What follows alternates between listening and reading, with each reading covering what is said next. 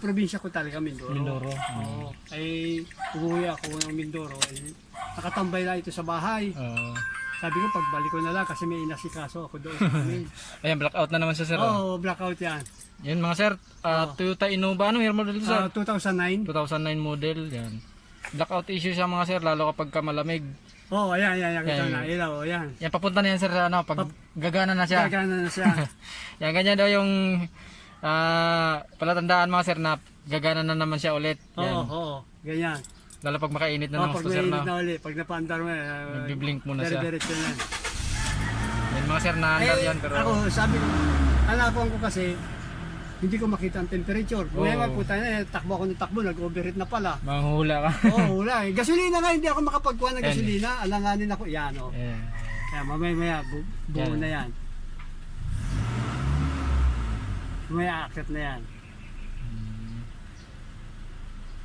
Pag malayo na, pag kaganyan sir na gagana siya, tuloy-tuloy na yan, maghapon. Tuloy-tuloy na yan. Maghapong gamit, ganyan na siya. Hindi, tuloy-tuloy na yan kung halimbawa may init. Pero pag yung nagpahinga ka na matagal, ganun na naman siya. balik na naman sa dati. Ang mahirap Yan, na sa gumana gabi. na sir oh. Oh, yan. Oh, yan. Kaya ako hindi ako makapagkuhan. Hindi ko kasi siyempre yung... Yan, tal mga sir, panel gauge ng Toyota Innova na galing lang silang Bacoor mga sir. Ang issue nito, ano, yung panel gauge niya, pag bagong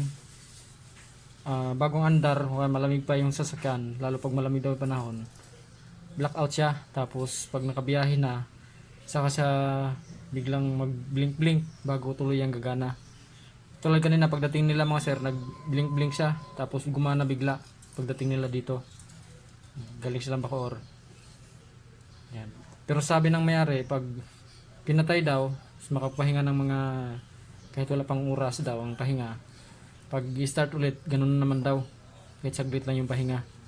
Blackout na naman siya. Bago mag-blink-blink, tapos tuloyan gagana.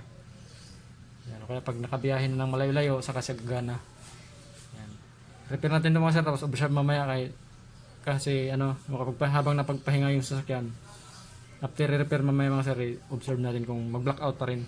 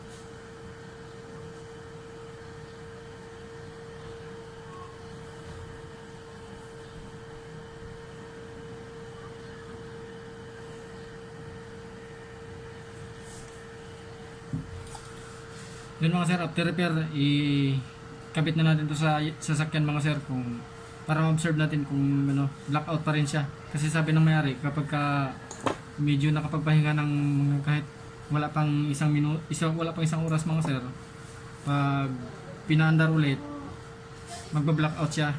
Yan. Parang basta pag medyo nakalamig-lamig na mga sir, nagba-blackout siya. Ngayon, after repair mga sir, testing na natin kung